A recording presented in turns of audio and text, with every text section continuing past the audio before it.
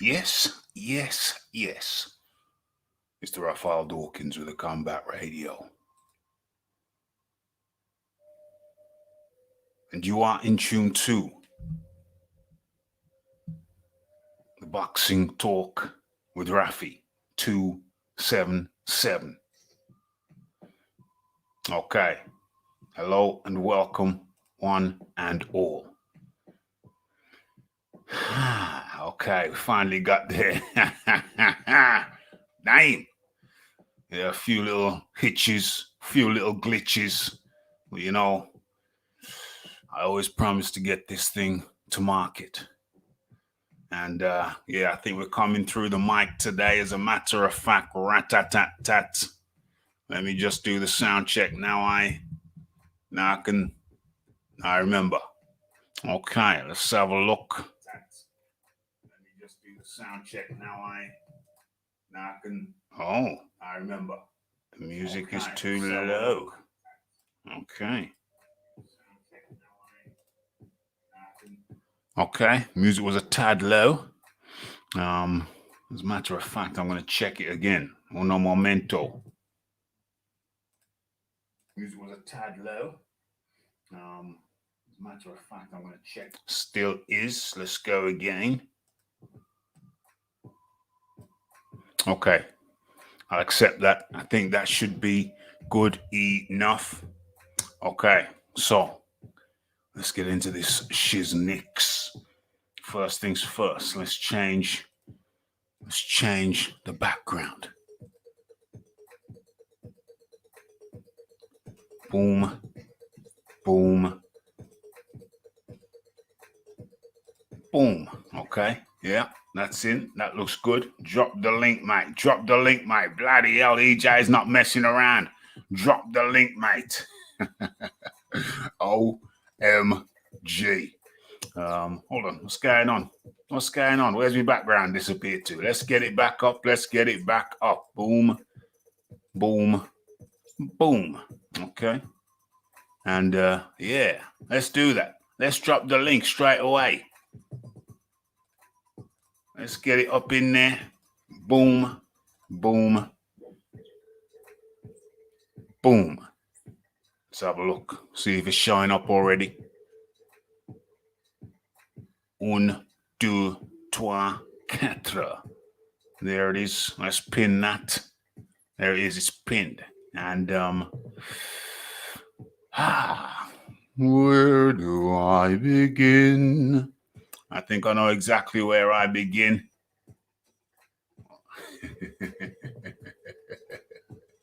Your boy took one hell of a beating. One hell of a beating. Yeah, and that's exactly where we're starting off this thing. We got in the building. We got the Jameson up in the building.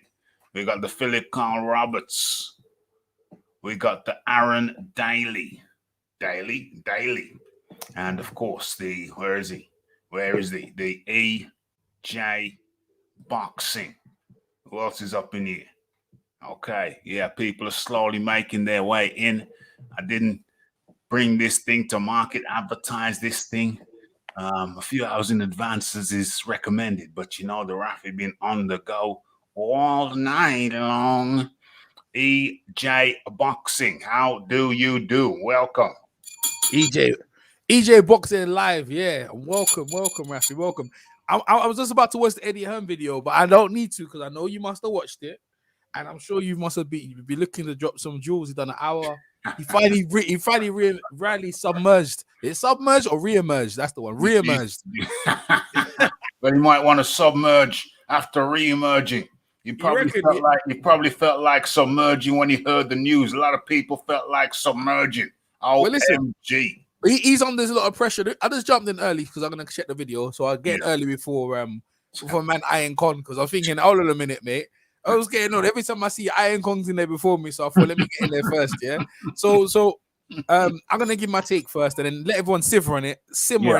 My man slow roast. So this is my take. I think Anthony Joshua is in a very serious fight. They asked for an extension. It got denied for the WBO, and I've been saying this for a while. There was some, and this is before the pandemic, about the WBO. They were looking to vacate the belt Yeah. and to let Joe Joyce and Usyk fight. And I don't think that's changed. I don't think that's changed. Now, in the light of what's happened with Anthony Joshua and what's going on, I'm like, you're still the cash cow.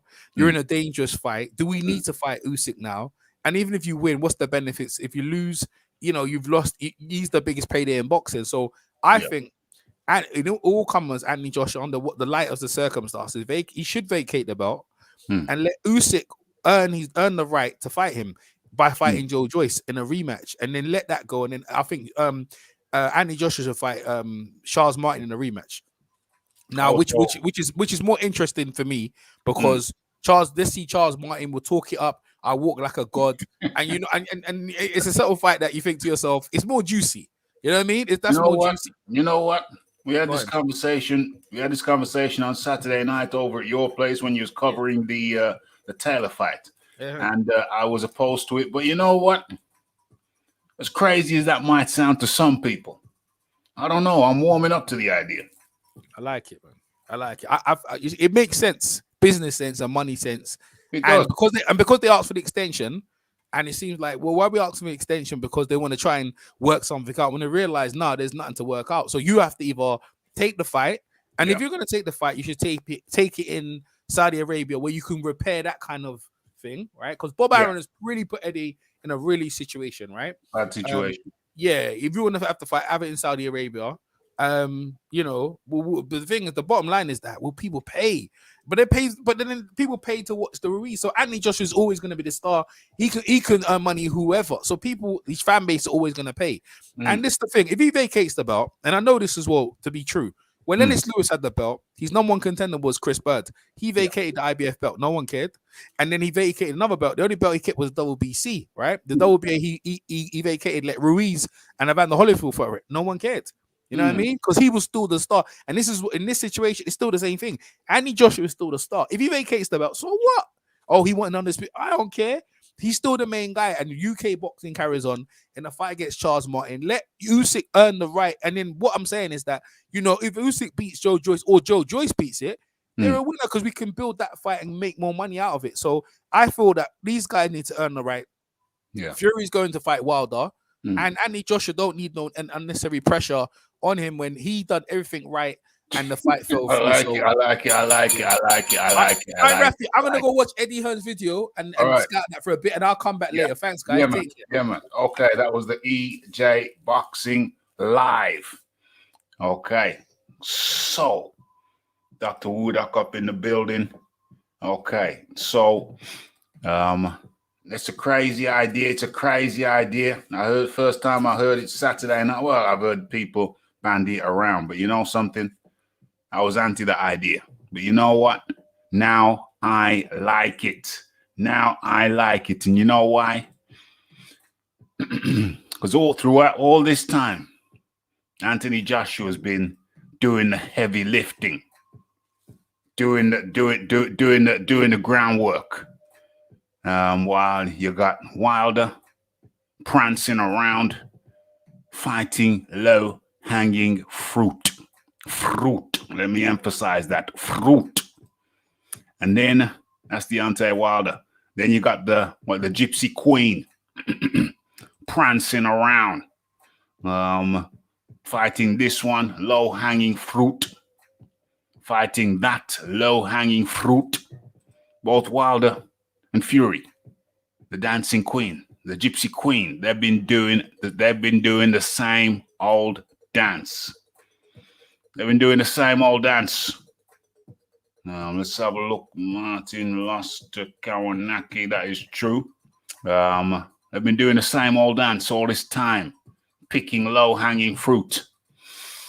You know something? After all this pressure, I don't mind if should Anthony Joshua give Charles Martin his rematch? OMG. The dancing queen or the gypsy queen, you take your pick. Let me have a look at this thing. Let me have a look at this shizzle. Let me have a look at the heavyweight picture. Hold on. Let me share my screen with you. Stop sharing that and start sharing this. Let's bring it up. Bring it up, up, up, up, up. Okay, I feel really good now because my mic is so clear. My mic is so clear. Proper mic. Where we at? Where we at? Where we at? Okay, let's what we're looking at the heavyweights, yeah? What we got here? Let's look at Tyson Fury first. Let's look at Tyson Fury first. Don't worry, folks. We got a couple of topics, 3 topics, and a little bit of change to deal with. We're looking at the Anthony Joshua Tyson Fury situation. Well, there is no situation anymore, is there? But we're looking at that. We're looking at, of course, the big news, the Tartan tornado.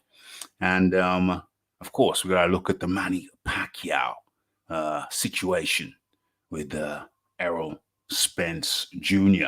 Okay, so we're tossing the idea around. Does Anthony Joshua? Mic sounds nice. Absolutely. Microphone wrecker.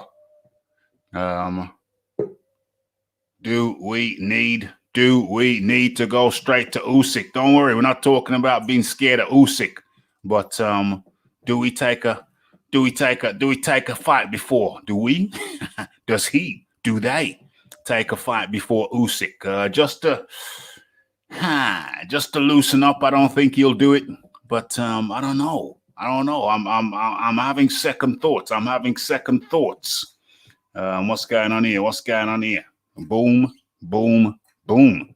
In comes the man like the John D. Lee. How do you do? Yeah, I'm good, Raph. Cool and the gang. Okay. How's the mic? The mic sounds decent. Very decent. It sounds clear, actually. Okay. Very good. So we're tossing around, yep, the dancing queen, the gypsy queen, whichever one you prefer. Can't call him king. Can't call him a king. That's not kingly behavior. We'll get into that in a second. That ain't kingly behavior. Where are we? I like the dancing queen. I think it's appropriate. The dancing queen. I think it's highly appropriate. What's going on? I'm looking for a particular. I won't be paying for Fury versus Wilder free. Absolutely out of the question. But the question we're tossing around right about now, John D. Lee, is is the proposition, the thought, the idea, the notion that Anthony Joshua might vacate the WBO and let's take a tick-over fight instead of fighting Usyk. Charles Martin's name has been mentioned, but he's already beat Charles Martin, so I don't know if a tick-over fight is ideal, because the idea behind this is let Usyk get some more stripes at heavyweight. Let him get some more stripes at heavyweight. Let him fight Joe Joyce. And let Anthony Joshua fight some other southpaw or whatever. In the meantime, what do you think of the notion? Well, what's the actual end game with this, Raph? Because I'm a bit confused, to be honest. I think the end game, EJ's end game is let Usyk earn his stripes at heavyweight, and let Anthony Joshua. What does Anthony Joshua get out of this? I'm not sure. You see, I don't rate Usyk at heavyweight at all. So I actually see it as what would look like a good fight. Yeah. But it's actually an easier fight. Can Usyk hurt AJ? Be difficult. Right, okay. Can Usyk touch AJ from the outside? It would be difficult. Well, he might better touch him on the arms. Yeah. He's got a 4-inch reach disadvantage. Yeah. So he's got no power to keep him off. And to score, he has to get into the mid-range, which is AJ's sweet spot. The sweet spot. Mm-hmm. So the question is, why Why not fight him? What's the benefit? Yeah, why not fight him and look good whilst doing it? Yeah. I don't see what the end game is. You drop a belt, you let him fight Joe Joyce. Yeah. Joe Joyce knocks him out, and then you got to fight the Juggernaut. I'm taking the Usyk fight, who loads of people are super high on because they think it makes them look more intelligent, saying, "Oh yeah, Usyk's got all these fantastic skills." Yeah. But his dimensions are all wrong for him to fight AJ. All wrong. So let's have a look at Derek Chisora. What's Derek's reach? Like 74 inch or something? 74 or something. Where is he? Yeah, okay. So Usyk had about a 4-inch reach advantage over Derek. Yeah. So he could box him on the outside, and Derek had to come to him. You had to come inside. The roles are completely reversed when Usyk fights AJ. And he's put on like a stone. Yeah, I've heard. How does he think that's going to help him exactly? Because he's not going to develop power from just getting fat. Well, I think he's going to come down. I mean, he's 230 now in training, but I would imagine he's going to come down somewhat. Well, why is he let himself get out of shape like that? That's a good question. Why? Yeah, I mean, what's that? He ain't ripped with this stone that he's put on. It ain't ripped at all. And you can't add functional mass of that amount in 12 months even. So yeah, what's I think Usyk's right for the taking. He's looked like his body's been breaking down since he moved up to heavyweight. He got hit a lot against Chaz Witherspoon. Hell of a lot. And he doesn't have enough power to deter AJ. And he's got to come inside to actually touch AJ. AJ could actually just sit there, hold the center of the ring, and just time him coming in and try and time the big straight right on him. Yeah, you know what? I'm wondering now. I'm wondering what's the benefit? What's the benefit? What to line up a fight with Joe Joyce? I see that as a more daunting proposition. Definitely a more daunting proposition. The Juggernaut. The Juggernaut's hitting his stride now. 35 years of age, and he's very serious. He's focused. He knows this is it. It's like when I used to go to college, you used to get the single moms come in. You know, they got a kid, drop the kid off at the creche, and they always did best because they were so focused. They knew what they wanted to do. They knew they wanted to go into physiotherapy. That when you're focused, when you're 35, mate, when you're 35, the tail end of your career, and also chances are disappearing. Yeah, and also at the peak of your career, you are going to be super focused. I say, you know, I've changed my mind again. I've changed my mind. I've been swayed twice. Now I'm swaying back. I'm just saying. I don't see what the end game is with it. I'm just saying. The argument that why should AJ do all the heavy lifting, that all makes sense. That's fine. Yeah. But let's be honest. Have you watched the Chaz Witherspoon and Derek Chisora fights? I mean, what's there to be afraid of exactly? Yeah, there isn't. He just looks slower because he's put weight on. He's become injury prone. He's been relatively inactive, and he didn't have power at cruiserweight. Yeah. So if it's a close fight like Derek had against him, do you think AJ's not going to get the decision on the cards? I would imagine AJ. Unless they lose the purse bid and it goes to Ukraine, and then that is something to worry about. Yeah. That's a separate issue. But that's still assuming that AJ can't knock him out. I mean, I don't. Yeah, AJ's been practicing all these body shots, and I don't care how elusive his head is. If you keep hitting him to the body, he's going to slow down. He's going to slow down. And you haven't even got to worry about protecting yourself as much, because if he does hit you in the face, it's probably going to sting and not be nice, but it's not going to be as hard as when Povetkin hit him or when Vlad hit him, is it? Certainly not. Greetings, TK022. How tall is Usyk? I think he's about 6'3", and he's 6'3", 6'4", and he's reaching 78-inch reach. 6'3.5", 70. What do you say? 78-inch reach. Yeah, so he's a very similar dimensions to Dillian. Okay. But And he's now currently 230 pounds. He's put on about 15, 14 pounds. so he's put on a stone of fat, basically. Put on a stone of fat, but I'm expecting him to come on down. I don't expect him to step in the ring. But is that going to do him any good as well, Raph? Does he really want to have a fat camp going into an AJ fight? Yeah, I don't know. I don't know what the idea. I don't know what the philosophy is behind him putting on. It all smacks of cash out to me. I don't know what the notion is. The idea of him putting on 30 to 15 pounds, 14 pounds. It don't seem to make sense to me because he's only going to have to take it off again because I can't see him stepping in the ring at 230, 14 pounds. But if he does, it's suicide. Joshua. It don't make sense at all because that weight isn't going to convert to power. No, because he's not a power puncher. Yeah, and that's a technical thing for me with him. Usyk has killers on either side, Joyce or AJ. But you see, Cal L, you see, the thing is, he's going to get very handsomely paid for AJ. That's why I didn't sign up to fight Usyk, because his team were hanging tight. They were waiting. They're waiting to see what the hell is going on. And he seems like he was very prudent in his decision to hang on. Because looky here now. He's knocking on the door. I think he's going to be next. I need to pull big boys up about that statement. It seems it's going to be pretty obvious that he will be fighting Joshua next. Yes, carry on, John. Dillian also has a 78-inch reach. Dillian looks like he has very long arms, but if you look closely, he has a short body.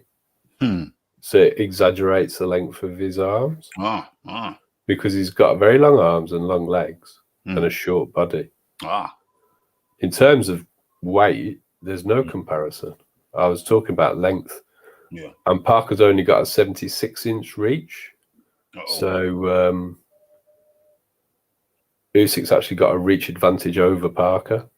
And of the top name heavyweights, I actually think Parker would be the easiest opponent for Usyk because he could actually box him on the outside.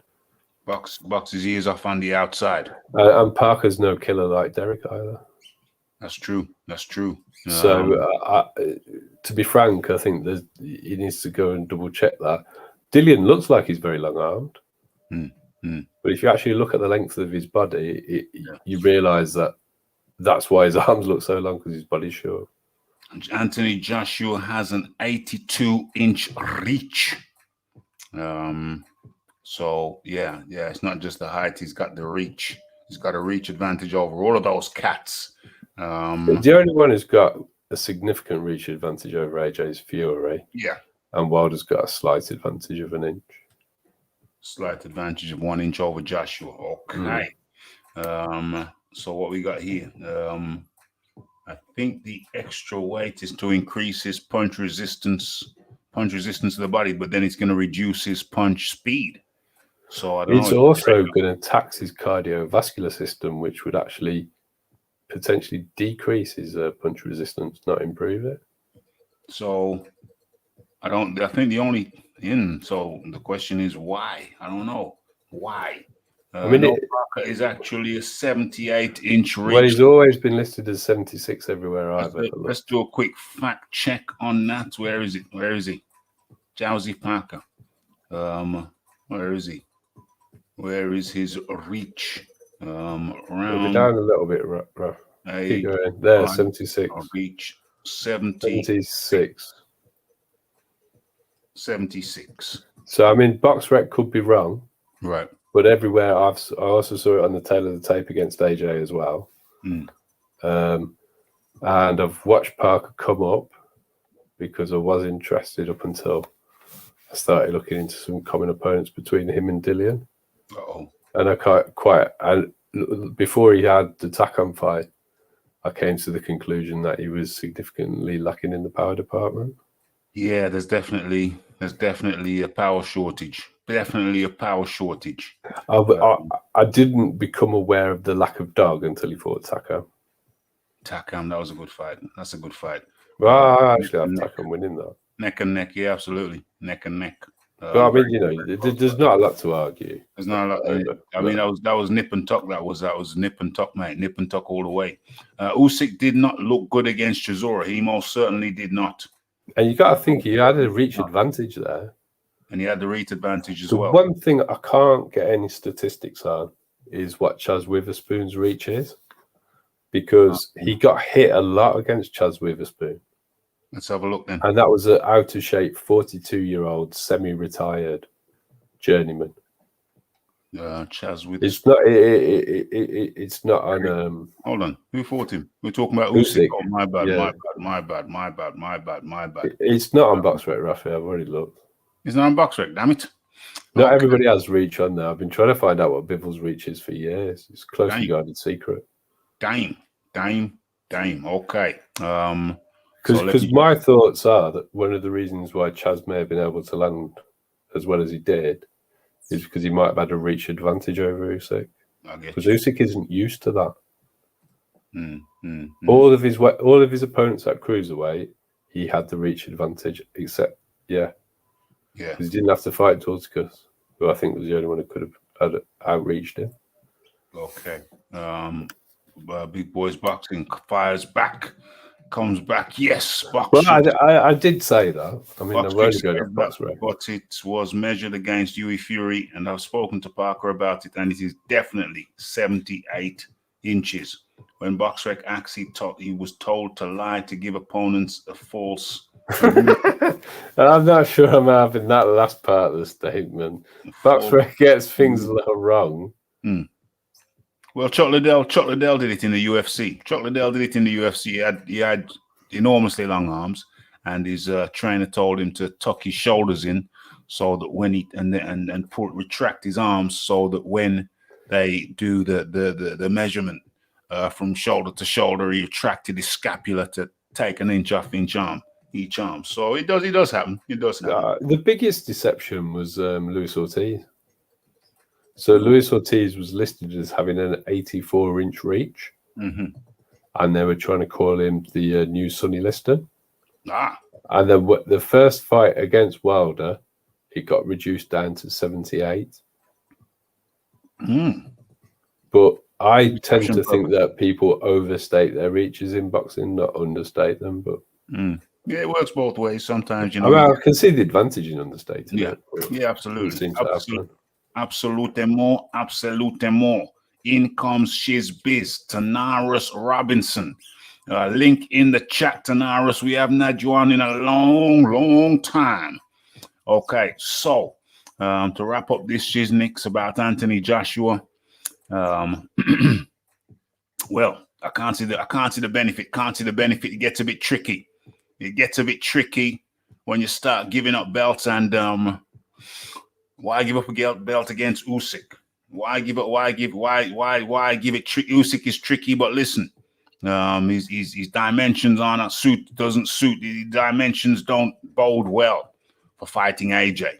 I don't like the way AJ fought Parker.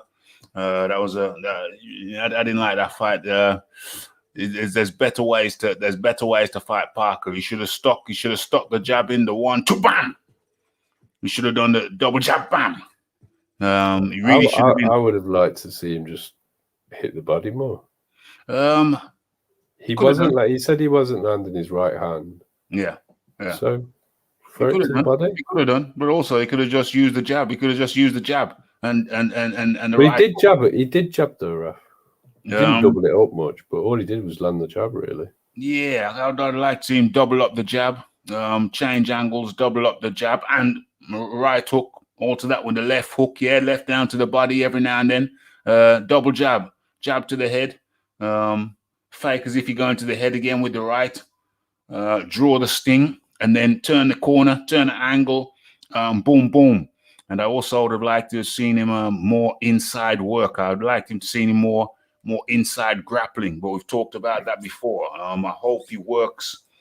I hope he's worked on his grappling. He's got grappling opportunities there. He doesn't really seem to show anything about getting involved with grappling. He don't seem to embrace that. No. Bring me down to the camp. Bring me down to the camp, Joshua. Tell your people. You got people up here in the West Midlands. My fees are very competitive. Not cheap. well, Not cheap, but there's an competitive. obvious place to actually start with. Lawrence Coley is managed by AJ. Shane McGuigan has clearly taught Joshtaylor how to grapple. Yeah.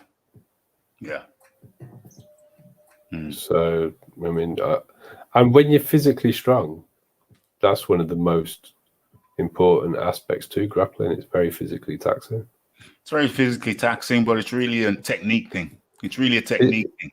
That's why I talk about turning the corners very often, because you get a man push against you, you turn the corner. Don't matter how strong he is, now he's weak. And if you get the underhook on him, you can, I'm not suggesting that anybody does that, but you can, if you imagine somebody with their,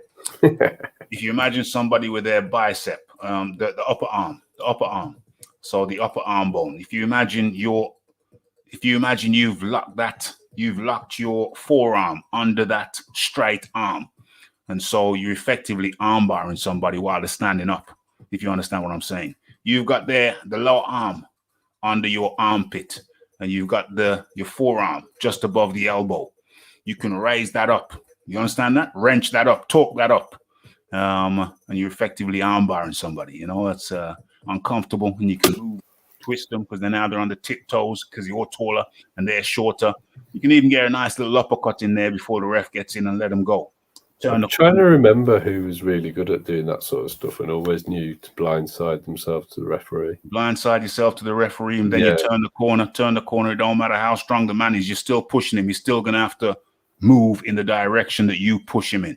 And then as he turns around, boom, you get one in the face. It's also jab.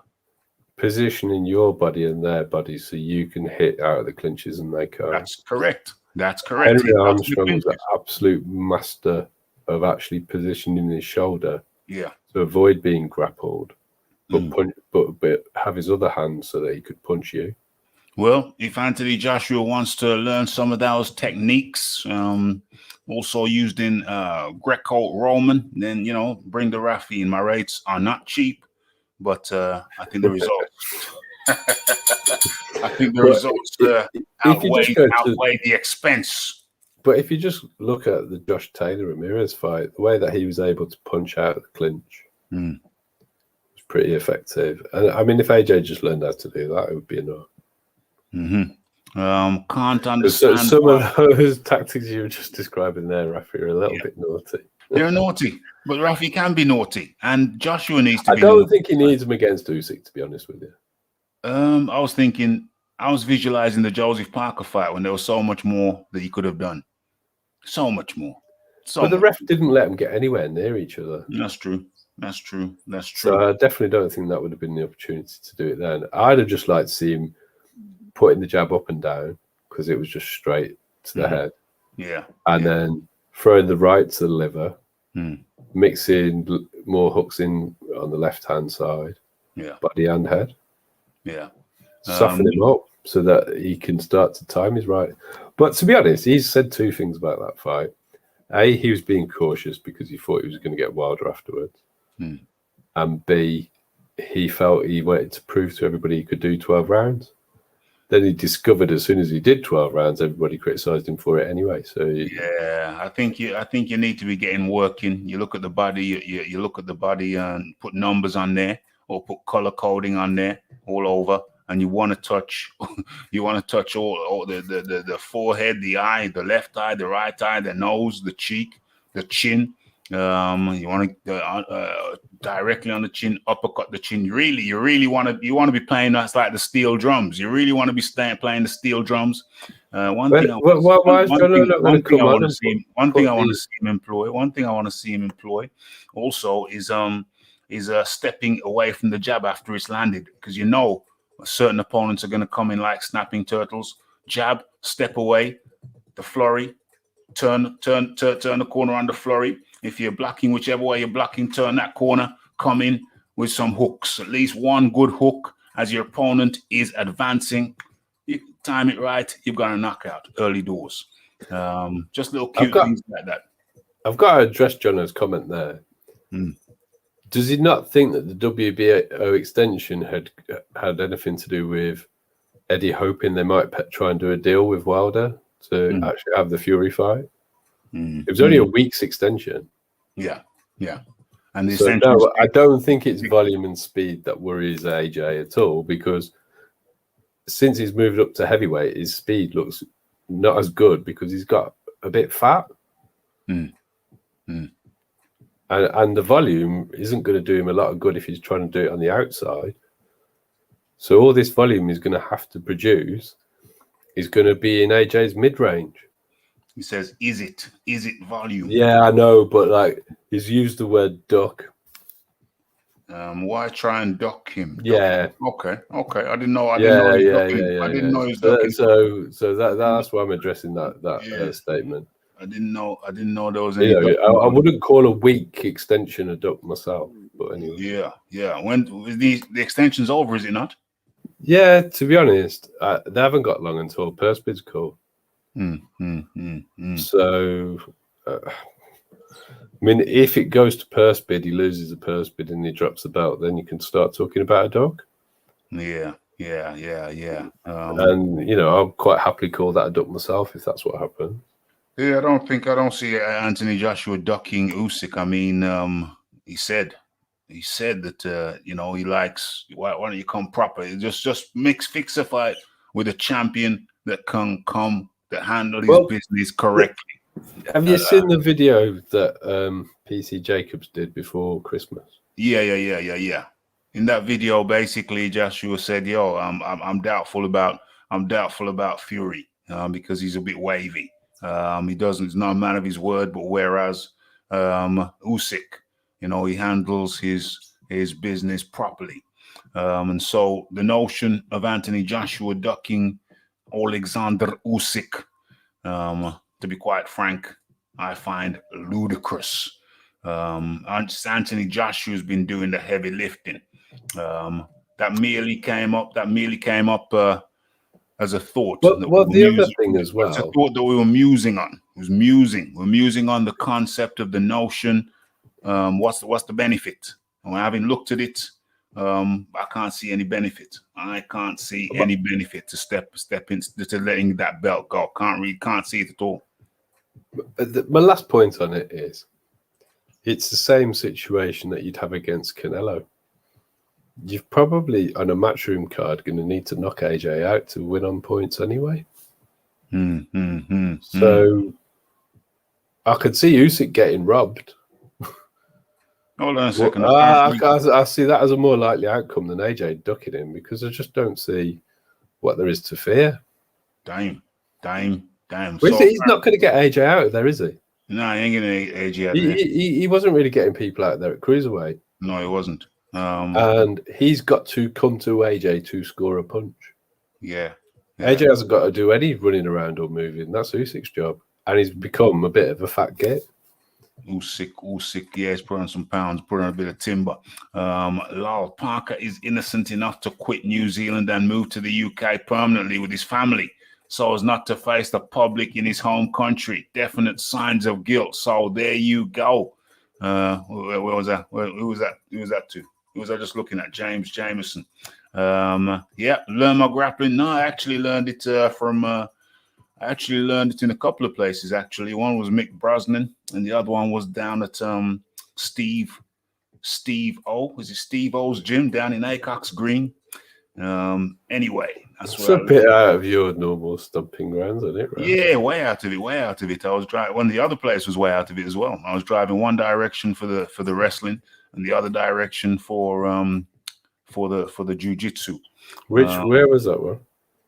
The jiu-jitsu, that was a Steve O's AJbxng Green. Steve J. Is it Steve J or Steve O? Yeah, you said one was AJbxng Green. Where's the other one? The other one was in Willenhall. I was with the Yams. Yeah. That was Valet Tudo with Steve Brosnan. Man had ridiculously thick legs, could choke you out with a triangle choke in no time. Was very uncomfortable as well. But there you go.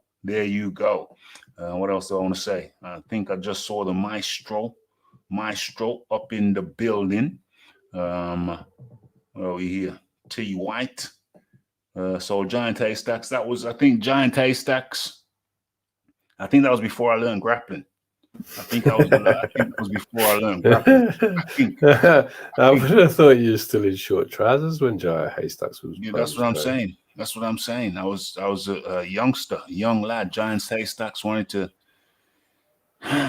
beast the Raphie, but didn't work out too well for the Giant Haystacks. Anyway. Oh. And that was Raphie without grappling. OMG. What's going on here? What's going on here? They're refusing the extension. They have to start negotiations. Yes, indeed. Yes, indeed. I think Joshua was just looking to see if they could salvage something. And we're gonna go to the what do you call it? The Joshtaylor. We're gonna go to the Joshtaylor in a bit, but we got to switch the topic over now to Tyson Fury. We got to switch it over to Tyson Fury because there has been a development, and Tyson Fury has signed. He signed his part of the contract. Damn it, I had that thing up on my phone, but I'm not gonna bother now because I'm gonna have to transfer it over to the computer. And oh no, I don't. I can go to Facebook because I think I downloaded it there, so I can show you. Tyson Fury has signed for the third fight with oh, there it is. Oh, damn it. It don't work like that. Don't work like that. It's on my phone. Okay, forget it. Whatever. Yeah, so Tyson Fury has signed for the third fight, the trilogy fight with Deontay Wilder. And we got a little bit of audio. We got a little bit of audio to go with that. Where is it? Where is it? Oh, that's not it. Where is Eddie? Okay, there he is. Okay, let's bring this in. Let's bring this in. Okay. Stop sharing that and start sharing this. I think it's that. Okay. Uh-oh. I don't even want to share that. What the hell am I doing? I don't want to share that. I don't need it up on the screen. I don't need it up on the screen. So stop that. And let's just check out the audio. OMG. Let's bring that way up and cut the music. And hold on. Let me see if I can get the mic stand over there without making one hell of a racket. Let's mute it for 1 second. Not yes.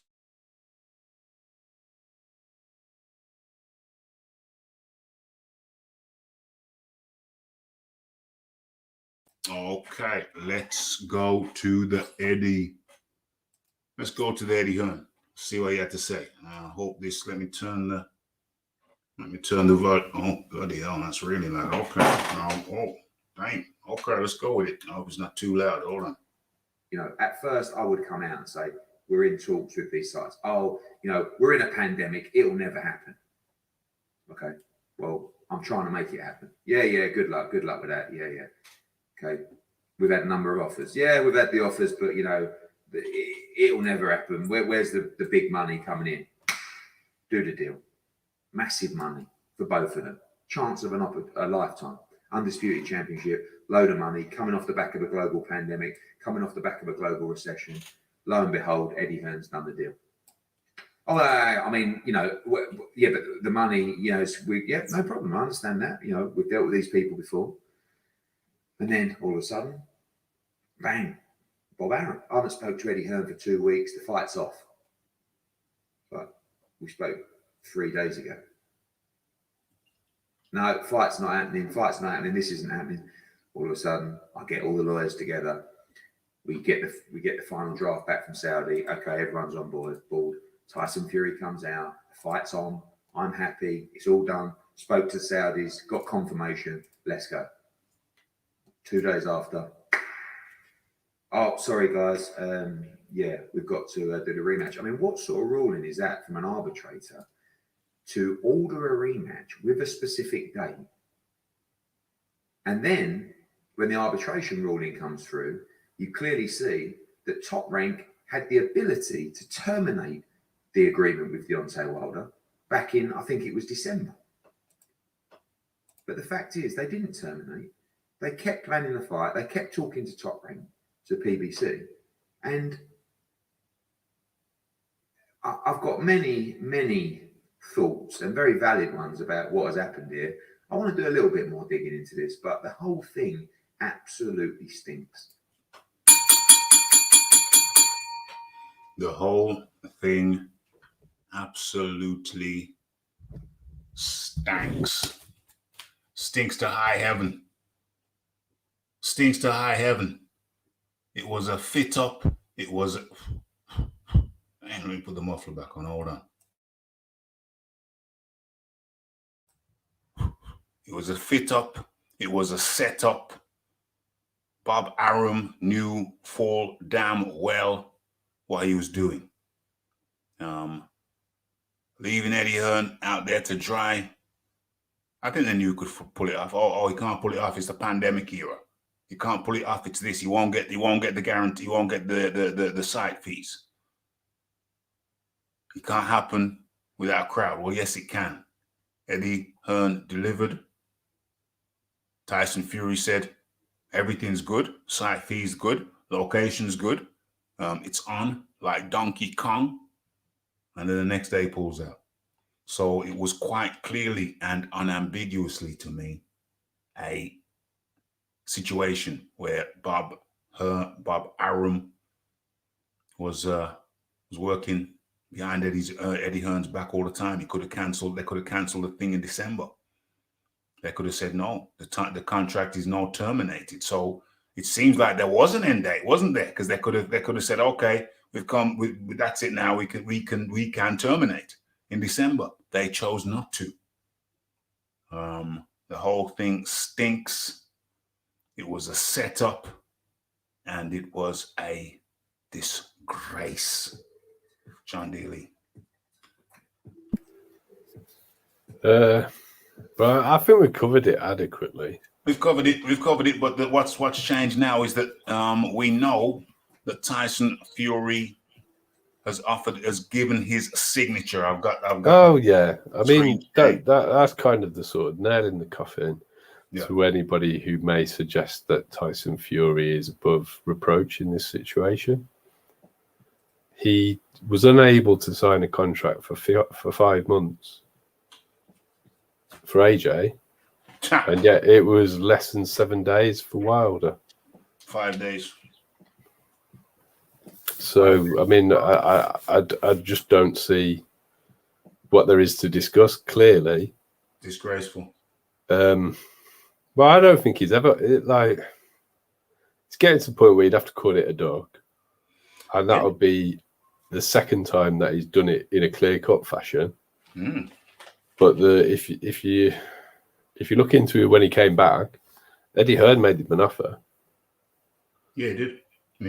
But he decided that he didn't want to take that offer, and he wanted to go with Frank Warren. Well, I know that Eddie would have been paying more money. Because Frank hasn't really got any. Frank ain't got none. And you can't tell me he was handsomely paid for the Silver Surfer and Pianetta. Well, no. Some people choose to believe that, but if the money's not there, how could he have been well paid? It's ridiculous. Exactly. People are still going off that £100 million. No. That's before he got the ESPN deal. Cephas Fury. Well, people and Francis Pianetta. Yeah, that's small money. And then that's pocket change compared to what Eddie would have paid him. Yeah. But so he chose to not sign to Eddie. The ESPN contract was 100 million. That's a lot of nonsense as well. The numbers don't add up. Tom Schwartz, I think 1,500 people actually bought tickets. There might have been 5,000 people in attendance. They were all comped. What's his name? Otto Wallin. That was even worse. Well, the only thing about it, Raph, is so we've got what? Guaranteed 30 million for the first Wilder fight. Be interested to see what he's going to get from this one, because he's getting 60% of the pot. And then he's got a final fight left on his contract. So if he gets another, just say 30, there's 60 with a fight left. Right. So the total value of the contract may end up being that. But he wasn't getting paid big money for Wallin and Schwartz.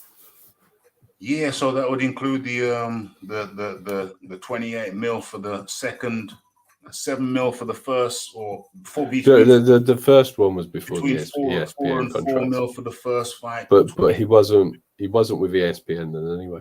Oh yeah, so that's it. So it's the 28 mil. It's the 28 mil for the second Fury fight, Wilder fight. Probably what, 15 to 20 mil for the third one. Well, we don't know because he's getting 60% of the pot, isn't he? Oh, he's getting 60%, isn't he? He's getting 60%. Yeah. So anyway, so that's going to be what, between 20 and 35 mil, I would say. Yeah. And I don't expect it to be anywhere up in the 35 unless it's sold significantly more than the second fight. So well, there is one point that I think would explain that this whole set of shenanigans, to be honest. Bob Arum has very close ties to Las Vegas, as Beeb has been very, very clear about pointing out. Now, they would also pay a massive site fee to get the celebrities to come in and spend all their money in the casinos. Yeah. And they've been starved of that type of revenue. So I think that this process has been a way to long it out so Bob could do two things: deliver an exclusive ESPN pay-per-view to his broadcast partners to keep them happy, and to deliver a massive event for Las Vegas that did bring in the celebrities last time it happened. Mm-hmm. And I think the celebrities don't really care about boxing. They go to be seen there. So I also think it will bring in the celebrities, irrespective of whether it sells out. And I think Vegas will pay Bob to provide that event. Mm-hmm. And that's what Beeb kept hinting at. And Beeb obviously does get information directly from Bob, some of which he shares. And I don't think he's in a position to put it all out in the public domain. Yes. So what I'm doing here, I'm just sharing this shizzle across the secret society. So let's get this shared. Don't want to be selfish. Let's see if that works. Okay. So Fury's over there in America now. I'm not going to play any more of that clip, that interview from Coogee Bear and Eddie Hearn. I'm not going to play any more, but I can tell you a little bit more for those who haven't heard it. Bob Arum. Well, I mean, we've already done it. To be honest with you, we've already sliced and diced it, and I don't think Eddie's come up with much that we didn't know. That we've sliced and diced this thing like chopped onions. Finely chopped onions, like chopped garlic, finely chopped garlic. We've done it over here, so there's nothing you don't know about this situation because we chopped it up before we even heard it. We did the analysis over here. I chopped it up nice and finely, and we know what it is. We know what it is. It was Bob Arum, Top Rank, Frank Warren playing a little scheme, a little ruse. I'm not sure Frank's actually included in this. I don't know if Frank's included, but he's on their side anyway. So they had to have a little ruse. They wanted to stretch this thing out to get the fans back. And so all this time from December till now, that's 5 months. All this time, and also they could have canceled the contract in December. They could have severed their ties with Deontay Wilder in December, according to Eddie Hearn, and it makes sense. It makes sense because every contract has an expiry date. So when did it expire? In December? Point in December? Well, I actually think that whole part of it is true. If it did expire some point in December, then that would make perfect sense because Eddie Hearn has just come out and said they could have canceled it in November. He's seen some paperwork which tells him they could have canceled it in December, but they opted not to. And so they chose to keep their strings tied to Deontay Wilder, waiting. I'd already extrapolated all of this from the first time it came out, a couple of days after it came out. So they longed it out deliberately so they could get the fans back. And that's a terrible. What do you call it? What do you call it? It's called deception. Deception. It's a terrible deception played against the public.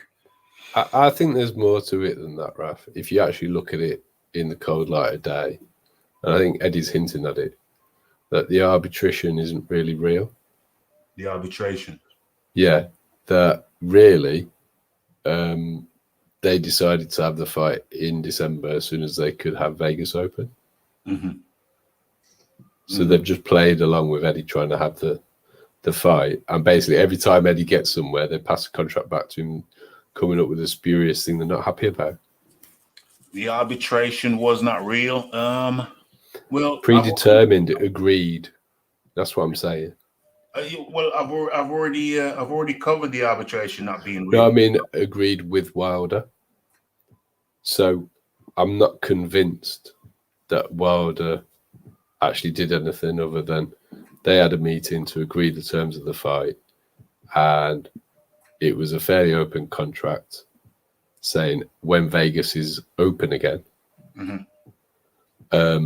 we'll fight then. And they've just used this as a sideshow to build up the fight and controversy. Sideshow, yeah. However, in whichever way the arbitration was not real, it wasn't real. I mean, it was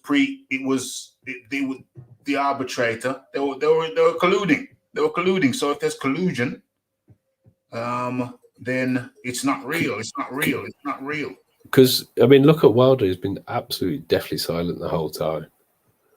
He's been, yeah.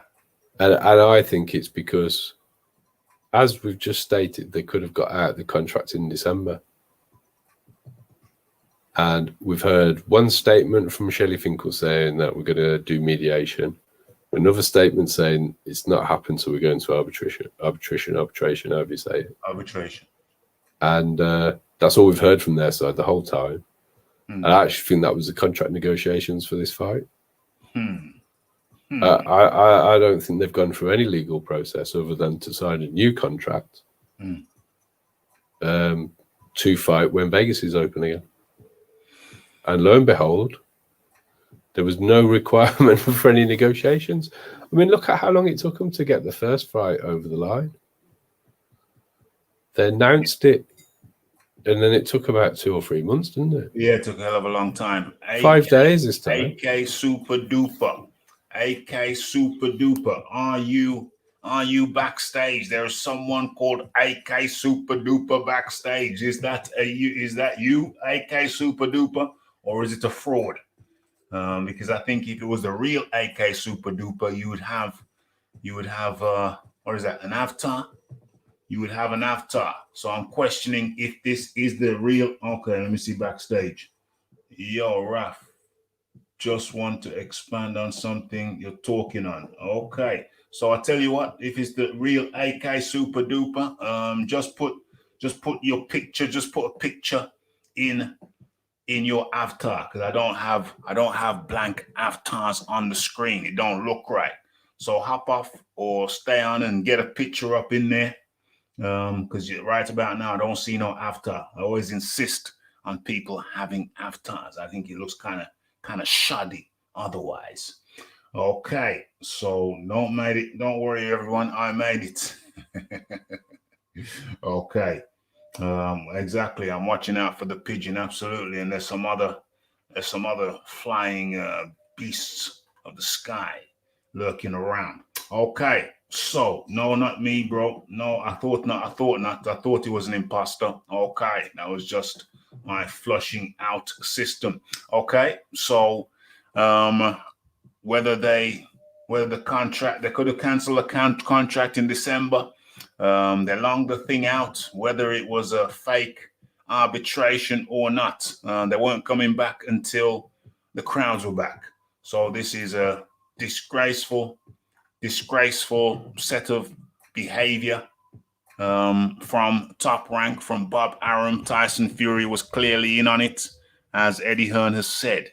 Tyson Fury has shown no displeasure in Top Rank. No displeasure in what's happened. So he's cool with it. He was down with it. He was down with the program. He was a co-conspirator. He was a co-conspirator, and it's funny because I hear some people saying, "Oh, well, Eddie Hearn should have known. Eddie Hearn was complicit. Eddie Hearn is this." Listen, Eddie Hearn tried to make the damn thing, and your boy, Bob Arum, pulled the snakiest move that I've seen in a while. The snakiest move that I've seen in a while, and Tyson Fury was down with it. Was what's his name? Was Frank Warren down with it? How can anybody be talking about Eddie Hearn? We had Tyson Fury announce on his social media on the Sunday before the arbitration was announced, the result, that the fight was 100% on. 100% on. Only for the following day to say, "Oh, sorry, lads, I'm fighting Wilder after all." And not complain, whinge, try and get out of it once. Madness. Absolutely. In fact, come across like he's very happy with the result after all. He seems very happy. Is he in this thing? Is he in this thing here? Can we see him smiling at the Joshtaylor thing? Yeah, he could have been smiling at Joshtaylor, where he just generally overall had a very, where is he? There he is. Had a very happy demeanor. So make your own minds up. Kingsley Okolji. Special greetings from Munich, Germany. Hey, 100%. Good to have you. Good to have you join us, Kingsley. Okay. So what else we got? We got what else we got? Terry Tibbs. Oh my gosh. Jeez. Terry Tibbs. We call him Maserati Terry around these parts. I think he comes from Bournemouth, one of those seaside towns, unless I'm mistaken. How's it going, Raphael? Fury versus AJ thing was just a scam. You'll get more honesty from a used car salesman than you would get from Fury and Arum. Now while I'm here, can I interest you in a Maserati? Hey, if the price is right. Hey, listen, I'm just waiting on AJ to get back to me to know if he wants to teach him some stand-up grappling, which I want him to have in his arsenal. So if he gets back to me and we arrange the price, then I might take the Maserati off your hands. It's gonna have to be extremely competitively priced, and it's gonna have a full book of service stamps. You know what I'm saying? It's gonna have to have don't stop that far short. Surely you can get the manufacturer's warranty extended for you, Raphie. Yeah, absolutely. I want the manufacturer's warranty extended. Tell him it's for Raph. They'll understand. 20 million, it's yours. Very reasonable, my friend. Sounds very reasonable. We'll have to talk. In fact, you can talk to AJ directly for me. You can explain the situation. So that's it. As far as the Tyson Fury fiasco is concerned, Tyson Fury has signed on the dotted line in 5 days, in record time. This was a massive fraud perpetrated particularly on the British boxing public, but also the worldwide public, and all neutrals will be spitting feathers. I don't even want to talk about Fury and public information. If Fury comes out with any tweets, look at what Wilder done. No, actually, Wilder's the clean one out of this. AJ, that's one thing that I don't know if you've covered. AJ destroyed the so-called Master of Mind games on Twitter. Yeah, I did it. Absolutely, yeah, he did it. Totally rinsed him. I don't think he's going to be trying it on with AJ for a little while. He's not going to be trying it with AJ for a while, but he's going to be trying it with Deontay Wilder. Well, it might work with Wilder. I don't know if Wilder has seen Tyson Fury failing to go and defend Tom Saunders. Oh, bloody hell, yeah. But that could be interesting if Wilder's got wise to that. Well, what I'm saying is that Wilder might have a lot to say. What I'm saying is that Fury's going to be coming out with his talking about Wilder. He said, he's a 8 kid cat. Well, listen, it's over. The joke is tired now. That joke is tired. Fury, you are just using these things as a smokescreen for your own. I feel rather inarticulate today. I don't know why. For your own twisted. That's not the word. For your own deceptive, devious means and objectives. How confident are you that Tyson Fury is going to beat Deontay Wilder, Raphie? 60-40 or 45-55. I mean, 55-45. I think it's a closer fight this time. It's all going in reverse for me. Like, I don't like Tyson's attitude at all. He doesn't look like he's doing any training. He doesn't look like he's in particularly good shape. Yeah, I've seen the training footage. I'm not. Yeah. I hope he's doing a lot of other stuff that's a lot better than what he's showing us. Yeah. His brother's over there. So. His brother's got a fight soon, and his brother's over there, so they were doing training. No, he's trying to trick people who's not doing anything. He's doing training. I hope so. But I mean, I've seen him out of his head as well. I mean, I know that's been leaked on purpose too. Smash the like, guys. Hit that like, hit that subscribe, hit that. But he hasn't got long till this fight now, has he really? What's he got? And hit that support button. Hit the support button. Don't be afraid to hit the support button. Okay, we've got some people coming over from. It's only 8-week training camp, Raphie.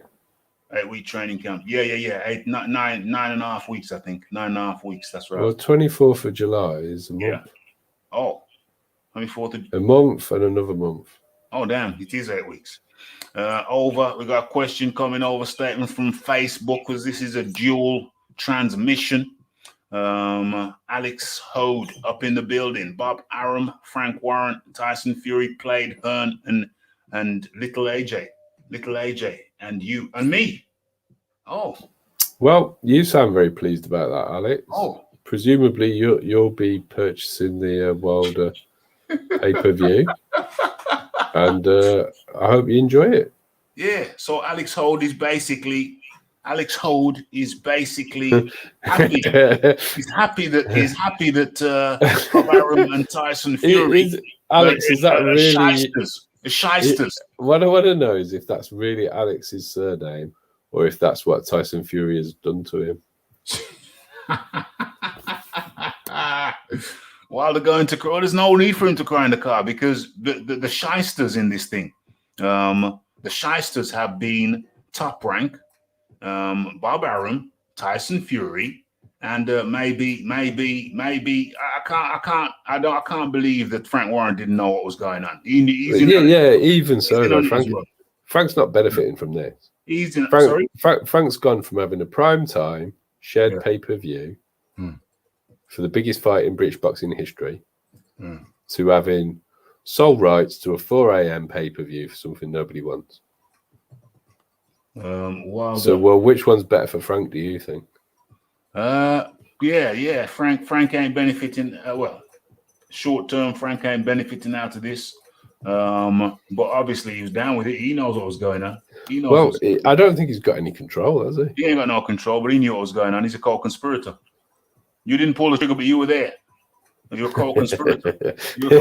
He's more like one of those Nazi officers that was just following orders. I didn't. It was not me. It was not me. I was following orders. It's not my fault. I was merely following orders. You're co-conspirator. He's in on it. I don't care if he knew or not. He knew. Well, you got found guilty for that at Nuremberg, Raph. So you had to know. Yeah, you had to know. I mean, I think he knew. I just think he had absolutely no. T-Boys would be a bit of a promotion for Frank now.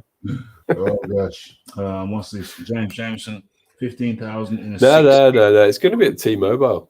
Bob's already. Did you see that interview Beeb did with Bob? Beeb, I didn't catch all of it. So at the end, Bob's given 3 venues, and he's built in his get out clause of Allegiant Stadium because I think Bob might thought that loads of Brits are going to come and travel, and now he's backtracking to the MGM or T-Mobile. So he's gone from a stadium to a hall. Well, the thing is, I think that was what's going to happen all along anyway, because the justification for him turning down that Saudi money and going this route Mm. is A, they decided it before Eddie got the deal done, Mhm. and B, Vegas had promised him a big wedge of cash to bring them a major event to open up after the pandemic. So what's this stadium that he was supposed to have? Yeah, well, I mean, they announced they'd booked the Allegiant Stadium, Yeah. but then when Bieber interviewed him, he backtracked it and said, well, we've got 3 possible venues, and the Allegiant venue is dependent on travel restrictions being lifted from the UK. Mm-hmm. Mm-hmm. I'm from Nigeria, and my wife is from the Philippines. We both reside here in Munich, Germany, and we were really prepared to fly down to Saudi for the AJ Fury fight. My wife is a big AJ fan. Okay, Bob the Gopher. I'm going to get off this subject in a second or two because we got other shiznicks to cover. The Bronze Plumber, everyone feels the same. Had they just told the truth from the start, people would not be boycotting the fight.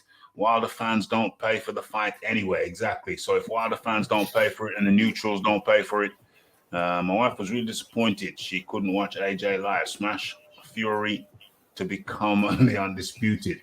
Have the travel restrictions been lifted? They're expected to be lifted over there in Vegas, are they not? I think that's more of an excuse to justify why Bob's going to downgrade it to an indoor arena. So it's been down there, the Allegiant Stadium or whatever stadium they were talking about. Looks like it's not going to be there. I was a bit surprised myself. I was a bit surprised because I couldn't see hordes of people worthy. I couldn't see the fight worthy of a stadium fight. So it was very strange to me, very peculiar to me. Say Wilder going to cry in the car. I don't think Wilder's the bad guy in this now. I don't think Wilder is the bad guy. Well, I came on here last year. The conmen are Tyson Fury, Bob Arum, and I include Frank Warren in that because he's a co-conspirator. And this nonsense about Eddie Hearn's equally culpable. Don't be bloody ridiculous. Eddie Hearn worked his ass off. Eddie Hearn worked his ass off for 5 months to get this shizzle over the line. And he got it over the line. However, certain Tyson Fury, probably there's one piece of paper that he didn't sign, and that was the crucial one. But he had the audacity to come out prior, the day before, and say it's on like Donkey Kong. Yes, John. Beeb's argument that Hearn was a co-conspirator. Let's not call anybody's name who is not here to defend himself. All right. Okay. But you can still say what you was going to say. Well, the anti-Hearn argument that I've seen presented was that the Usyk fight was going to be in Saudi, so Eddie hadn't wasted his time, and that Eddie was also going to do a bait and switch. That clearly isn't the case. A load of crap. That's a load of crap. Well, that argument just doesn't hold any weight. The argument don't hold no water. Listen, we all have to be honest about this. Listen, we all have our favorite fighters and what have you, or favorite fighters in a particular division, but that don't mean you have to cap. You have to cap for some other guy. You don't have to cap. You can just tell the truth. You can say, listen, my favorite fighter in this division messed up. He's a con man, or is this, or is that. Me personally, I don't like AJ's lack of grappling. It pisses me off. I'll be quite frank. It gets under my skin. I can say that it's okay. I can still like him and not like certain elements. You can do that. Well, also, last year, probably around this time, I said that I thought the way that it would go is Tyson would fight Wilder, AJ would fight Pulev and Usyk, and then they'd do the undisputed. And I was quite happy for Wilder to get his opportunity for a rematch. Fair's fair. Champions usually do get a rematch. Yeah. If you go through history, it's very common. Yeah. No issue. Yeah. So even Floyd Patterson against Sonny Liston, no one complained about that, and he got knocked out in the first round. Mm-hmm. So that's fine. My only objection to this whole process is all the messing about and lying. Yeah, all the messing about. It's been annoying. Wasted 5 months. I mean, how 5 months? Anthony Joshua could have fought Usyk by now. You could have fought him. Well, the fight would They have been could at about least now. have got it all signed off and organised. Well, you'd be now. It's 5 months later. It's 5 months later after he Well, fought they in. might have wanted crowds to be allowed back in. Yeah. Oh yeah. So okay. So it could have been made. It could have been made. I don't know what the date is, but it could have been made. So by now it could have been made. Wait for the crowds to return. Yeah, that makes sense. Another positive side, on the plus side, it does look like we might be able. I anticipate the Usyk fight being in the UK, and it does look like there will be crowds. I suspect. But hey, who the hell knows where it would be? Could be anywhere. Well, they are talking about Wembley, 24th of August. Talking about Last Wembley, I heard. 24th. If it ain't, so it's possible that we could see AJ in the UK. And if it was against Fury, Fury, you know how Fury is. I don't think the UK can afford it anyway, to be honest. Afford, yeah, it's a difficult one, isn't it? It's a difficult one. What's going on here? Malcolm, Alex Hode, Bob Arum, Frank Warren. Oh, so he posted it on YouTube. Okay, he posted it on YouTube, and no, he posted it on Facebook, and we've seen it over here on the YouTube. We're talking about Alex Hode. Okay, that's fine. Yeah, your final words on that topic, John? I'm glad we got closure. Yeah. Because I don't want to waste any more of my time on it either. What's this? Carry on. Hearn has his share in the blame for this ish show in front of us. How? Listen, please don't let my blood boil. Tell me, give me what. Don't just. Hold on a minute. Why don't you just lay your cards on the table, fight doctor? Don't make just sweeping statements without any substance. Please. The thing is, the fight doctor laid his cards on the table when he spoke about it last time. He said that Al Heyman schooled Bob Arum. Al Heyman. So yeah, by winning the arbitration. So Bob has taken an L to Al this week with the Spence Pacquiao fight happening. Yeah, Spence. I'm not so sure that this was an L for Bob because I think it's what Bob wanted. Yeah, it was what Bob wanted. Bob is the engineer. What are you talking about? And I don't need the fight doctor to suddenly decide he likes Eddie Hearn, but talk sense though. What's the focus on Hearn all about? Why do you want to focus on Hearn? If you want to say Hearn has been negligent, then talk sense. There are arguments you could make to say Hearn didn't do everything he could have done. But listen, we had that out with him face to face last week. Yeah. And he agreed with everything we said. We've had that conversation. We have had that conversation. Now, anyway, we could go around this all day long. So my final thoughts on this subject, Raphie. I'm glad I don't have to deal with it anymore. And I'm going to get off. So I just want to say, well done to Joshtaylor, and I'm happy for all the Scottish people out there that enjoyed it. 100%, and that was the John D. Lee. Much appreciation goes out to the John D. Lee. Okay. Okay, as we move, how much time was wasted by teams Fury, Wilder? Years. It's been years because it's been 18 months. Has it been 18 months since the first fight? And then more time, 19, 20 months. Well, they did have two fights in that period, fair enough. But there's been an 18-month gap. There's been an 18-month gap where things could have happened. Nothing happened. So they've wasted our time, man. They've wasted our time royally. Not very happy with that. Kingsley says, you're doing a great job. Hey, man. Much appreciation. I'm looking to expand the operation. I've got plans to expand the operation within a couple of weeks. There's some little modifications I could do to which will share my shizzle across the earth. What's this here? Is it true that Ramirez's purse has been withheld due to taking a bong to dive? That was no dive. That was a thorough shellacking. On the bright side, Bob Arum face after Joshtaylor was like a smacked backside. Well done, Joshtaylor, indeed. Supercut almost decapitated the poor fella, and yeah, let's talk about that now. James, I don't think Bob Arum got his desired result. So sad. Well, it's a shame he didn't talk to me because I couldn't see Joshtaylor losing that one. I really couldn't. Some people say, oh, he's got Ben Saunders in his corner now. He's done. He's got Ben Saunders in his corner, so it is a wrap. But no. Ben Saunders, although I will say this. Listen, Joshtaylor should have a sticker on it saying made by the McGuigans.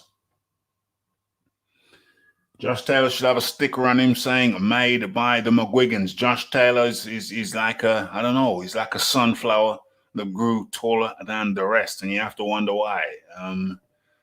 He didn't have any particular competition, stiff competition up there in Scotland, world-class competition, but he grew and grew. In his talent and his skills, and that was all made by the McGuigans. Not Ben Saunders. Ben Saunders came in and yeah, okay, fair enough. He didn't do bad. But let's face it.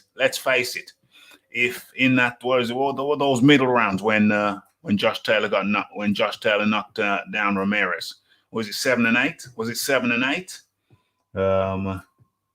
If it was 7 and 8, yeah, I think that Shane McGuigan would have implored him, would have said, okay, this is how you knock him out now. So I think if he was working under Shane McGuigan, I would expect that Joshtaylor would have knocked out Ramirez. So that's the difference. But okay, yeah, Shane McGuigan, he didn't disgrace himself, but still. Joshtaylor should have a made by McGuigan sticker on him. No question about it. Did a sterling job. I got put on to Joshtaylor early in this YouTube, early in this channel. A wee Scotsman said, Raphie, look out for a lad we've got up here. It goes by the name of Joshtaylor, and he will be undisputed. Yeah, and I thought, okay, I was a bit skeptical, but I started watching. I said, okay, the kid's good, and he, beat Progress, and I thought, yeah, okay. And then I knew before that. He beat Postal, didn't he? He beat Postal, and Ramirez struggled a lot with him. Okay, styles make fights, and he can't deal with triangle theories, but I just considered Josh to be just the more refined. He's more technical. Ramirez is tough, but Josh is tough and technical. So, that's how I see it. Ben don't engage Davison, suddenly he's a genius. True that. It's like when Wenger went to Arsenal and inherited that great defense that George Graham built. 100% George Graham. What's going on? Make them and rob them the McGuigan way. Make them and but hey, can you question the job he did with Joshtaylor? He did an impeccable job, superb job. And if Joshtaylor had world-class opposition with him up in Scotland and he came up that way, I could say, well, that was just Joshtaylor. But the fact that he didn't, and he's become undisputed, you got to give the credit to the fighter first, but you've got to give a whole heap of credit to his training. Impeccable training by Shane McGuigan. You know what? I'm going to go as far as say this. I'm going to make a bold prediction. Over the next 20, 30 years, Shane McGuigan is going to emerge as one of the best boxing trainers ever to emerge from the UK. That's right, you heard. over the next 10, 20 years, Shane McGuigan, 30 years, Shane McGuigan is going to emerge as one of the best trainers the UK has ever produced. And you can't tell me you've heard that anywhere else before. This is breaking opinions over here on the Raphael Dawkins Combat Radio. Hit that like button, hit that subscribe button, hit that share button, and hit that support button if you want to support. Okay, so let's have a little looky what people saying. Hold on, there's a question that's being asked. There's been a question that's being asked. Where is it? Oh, there it is. Maserati Terry says, Raphael, what are the chances do you give Josh against Terence Crawford? I give him a big chance because Terence Crawford's getting older. And there's going to come a day when he drops off the edge. Is that day now? No. So percentage-wise, what do I give Joshtaylor? I give him 40% chance of beating Terence Crawford. I give Joshtaylor a 40% chance of beating Terence Crawford. Terence Crawford is everything that Joshtaylor is, but just a little bit more. Just a fraction cuter. Just a fraction cuter. So I give Joshtaylor a 40% chance, and that's a pretty high chance. That's a pretty high chance. That's good going. That's good going if he could go in there and perform like I think he could. I give Joshtaylor, I see it as a 40-60 split in Crawford's favor. All right, what's going on here? What's going on here? What's going on here? 20-year bet. Shane makes him, his Papa robs him. 5-cent super bet. Hey, by then it'll be worth $1 million. By then that £5 be worth $1 million. Yeah, man. Maybe in bitcoins. Maybe in bitcoins. You never know. Dang. I'm a big fan of both fighters. Just think Crawford got a little bit more about him. But he's been dropped before, and we know Josh can bang, so you never know. Indeed. Was it Gambosis who kind of did a little flash? Did a flash knocked down? The machine, whatever is the machine's name. Did a little flash knockdown. I don't know if Crawford touched down, but his knees did dip. Hella dip. It was a serious dip. Taylor is close to the finished article, but Ben deserves a bit of credit to be. He does deserve a bit of credit. He didn't spoil things. He didn't spoil it. He didn't spoil the pudding. Good evening, Mr. Dawkins. I might be in heaven. Yo, hopefully we don't go to heaven so soon. Heaven can wait. Heaven can wait. Maybe they should have me star in the remake of Heaven Can Wait. I'm available. I can rejig things. If where we shooting, home or abroad. What's going on? Ben Undisputed Davidson. Could he become the next Joe ring trainer? Gallagher. Oh, dang. What, Tesco Joe? Tesco Joe is going to become the next Tesco Joe. 46.54. Dang. James Jameson is getting it down to the nearest decimal point. Okay. So where else we going? Yeah. Oh, damn. I should have been showing some tributes. Salute to the Tartan Terror. Joshtaylor. Let me drop that down and what we got here? We got, oh my gosh. Oh, MG, am I sharing that? It's a good thing. It says that's not what we're talking about right about now. What we got here? Let's get to my shiznicks on Twitter. And let's have a little look at my likes. Let's have a little looky. Okay. What's this here?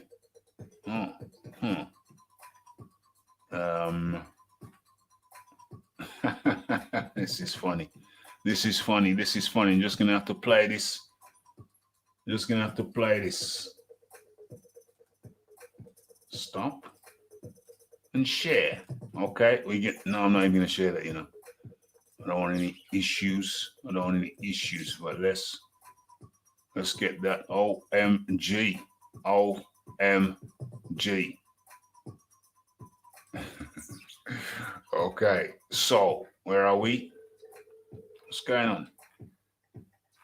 What's this? Oh, anyway, that's for a topic for another day. Okay, so there we are. Joshtaylor, undisputed. Oh, can't really see that. Do I like that or do I like that better? Okay, let me resize that shizzle. Let me resize that shizzle. Okay, now it's central. All right, cool. Okay, so Joshtaylor, undisputed super lightweight king.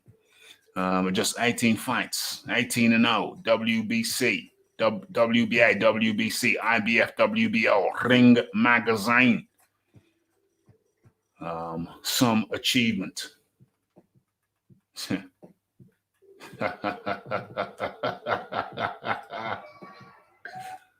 Go on, Josh. Go on, Josh.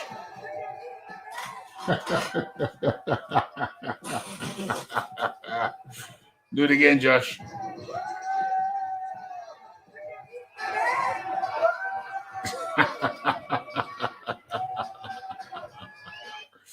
Oh, gosh, yeah. Celebration time. Celebration time. Okay. So what's me old buddy Rick Glazer saying? He's saying, this is funny. This is funny.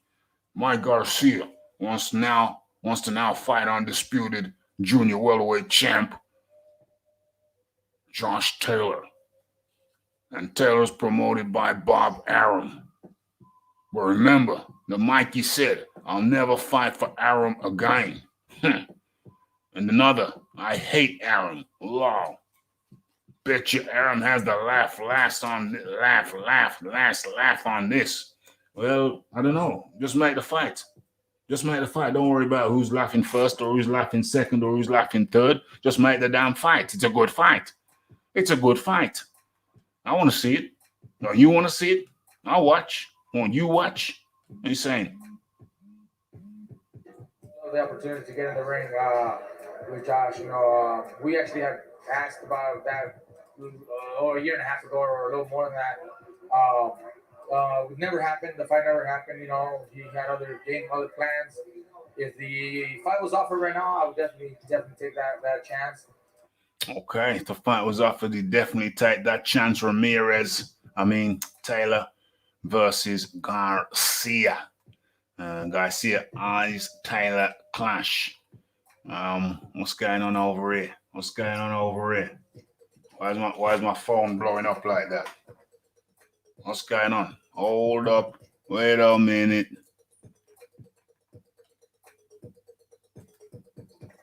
Okay.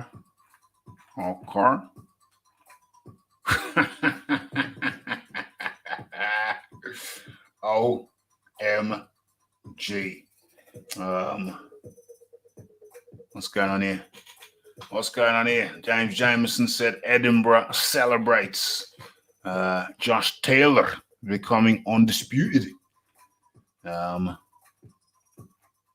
I respond to that, James? I'm pretty sure I responded to that, James. That's how Rab C. Nesbitt. That's exactly how Rab C. Nesbitt got his concussion. Look at that. Wouldn't even walk to the bar.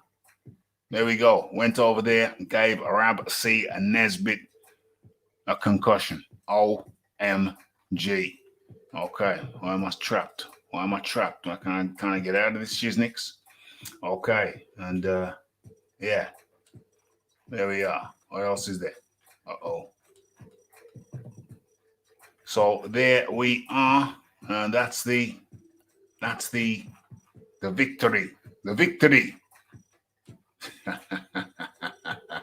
God, Josh. God. Do that dance. Do that dance. Do that dance.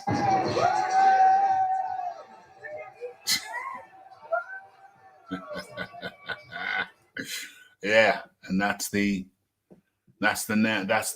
undisputed lightweight unified champion of the world.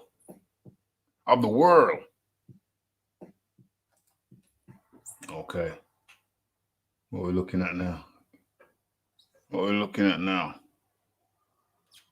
Okay, let me actually go over. No, it ain't that.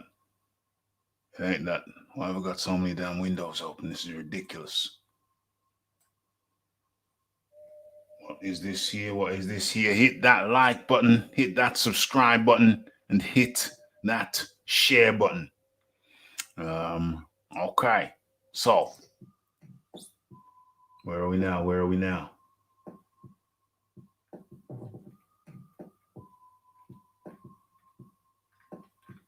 Oh, that's a good point. How bad was Kenny Bayless? Well, listen, Kenny Bayless has had a good run, but I feel that, maybe the time has come. It's never easy to tell a guy who's enjoying his work that he needs to retire. But Kenny Bayless made some strange moves. I think when Joshtaylor dropped Ramirez, he didn't even go back to his corner. He was just standing behind Kenny Bayless. I'm not going to say it was funny, but it's hard to tell a man that he needs to go. But I think that Kenny Bayless needs to go. Could you do a remake? You could do a remake of 51st State. I've never seen that film. Heard of it? Oh, hold on. Wasn't that what's that cat's name? What's that guy's name? Damn it. It was in Pulp Fiction. Samuel L. Jackson. Wasn't Samuel L. Jackson on the cover of that in a kilt? Pretty sure he was on the cover of that in a kilt. Never saw the film though. Never got around to it. Taylor will be doing some homecoming against Catterall, who stepped aside to allow undisputed. Okay, that's fair enough. Yeah, get that fight over there, up there in Scotland. Why not? Yeah, Kenny Bayless needs, maybe he's made his money now. I heard the money's good. He's made some money now. I think he needs to put his feet up really and have some hot coffee or hot chocolate and a Murray mint. Hot chocolate and a Murray mint. I think Josh would do well at 147. He puts on a bit more size. A bit more power. I can't see too many of the divas at welterweight wanting that smoke. Yeah, let's get it. Let him go up. Let's get it. I don't know. How do you feel about a rematch with Ramirez on Scottish soil? I don't know. Can I make that? Is that makeable? Is that fight makeable? Ramirez is already talking about he wants a rematch. So if he wants a rematch, why not do it? Mind you, the money ain't up there, is there? Josh is going to want some big money. So the closest to Scotland he'll come is probably one of the arenas, in the English arenas. Does Josh make more money in England than he does in Scotland? That's the question.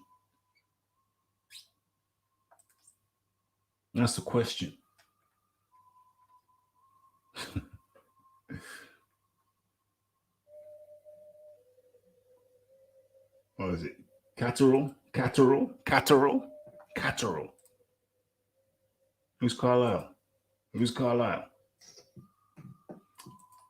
Kenny Bayless gets too involved.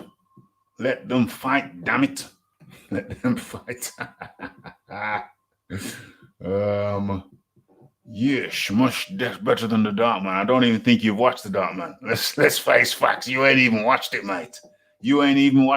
People, if you want to see an underrated film, go ahead and watch The Dark Man.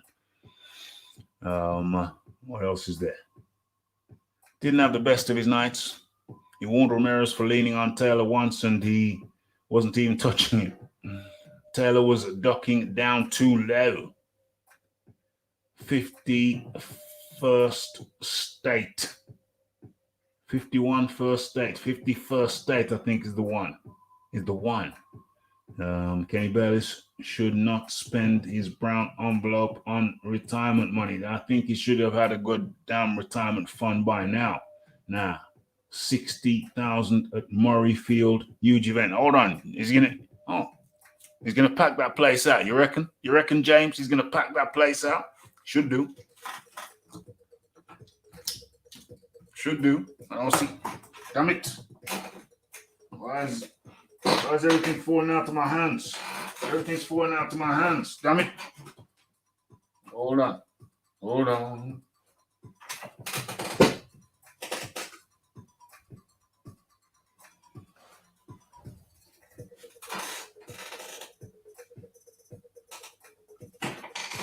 Okay. So, what's this here? Yeah, okay. Okay. All right, so what we got there before we move on to the Manny Pacquiao thing? Where are we? There are we.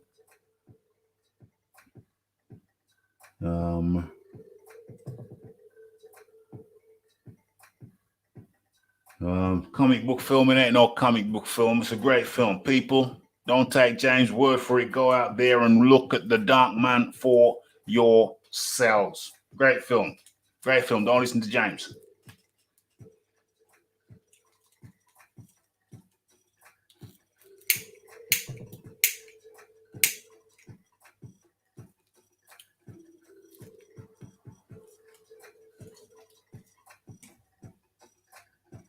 Okay, so what's going on? Terry Tibbs, Maserati Terry, says, I'd rather see Prograis rematch, or if he stays at 140 trying to get Teofimo. You ain't getting Teofimo Lopez, you know that. Unless Teofimo Lopez. I think he's more complete than Teo. I think Josh Taylor is a hell of a complete fighter. He's a hell of a complete fighter. I can't stop giving him credit, but I can't stop giving Shane McGuigan credit either. Listen, Shane McGuigan is on his way to being one of the greatest trainers that England has ever seen. Believe you me. Say what you like about his father. Say what you like about his father, his daddy. Say what you like about his daddy, but I'm so impressed. I am so impressed. Has to be the right opponent. Barry Norman Dawkins, OMG, that's my generation. A lot of people won't even know who the hell we're talking about. Barry Norman. Dang. Yeah, I used to watch TV back in the day when I was a kid. Used to watch Barry Norman. Hell yeah. I haven't heard that name for years. Barry Norman was a film critic. He had a little TV show. Was it on BBC One or BBC Two? It was on BBC One or BBC Two. I think he used to come on a Sunday night. Used to watch that shizzle. Or it could have been a Thursday. I don't know, man. It's been a while.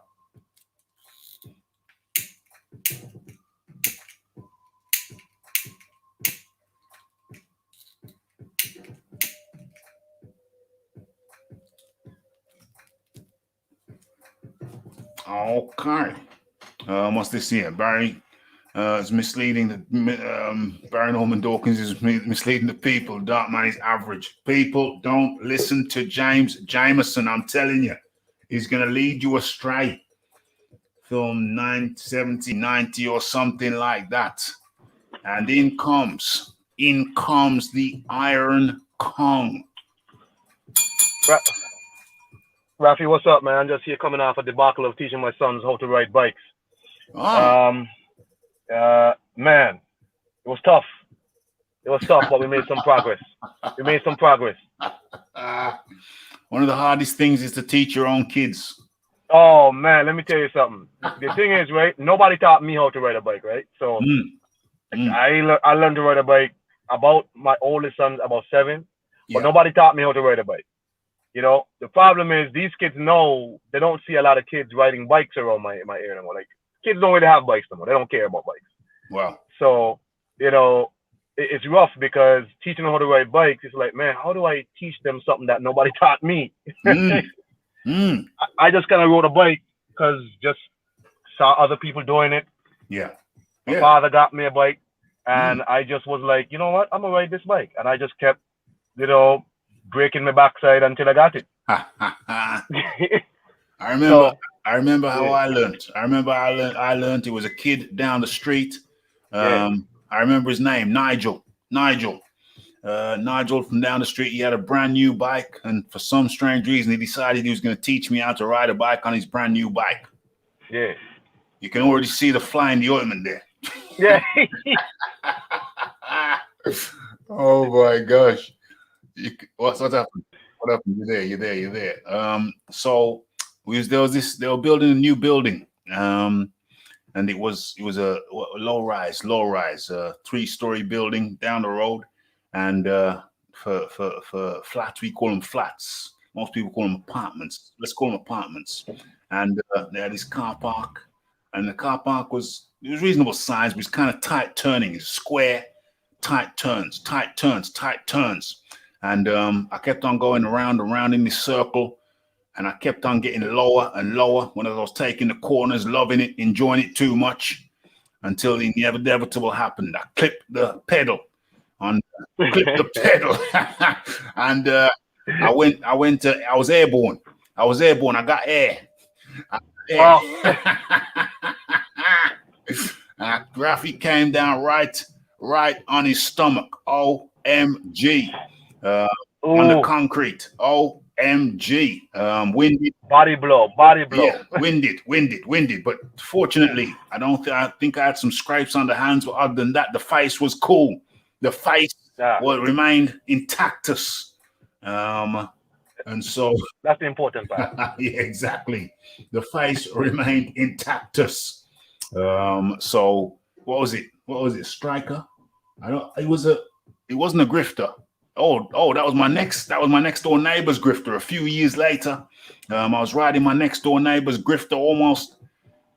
Damn. Just anyway, all I'll say is just teach them to be safe. Stop at junctions.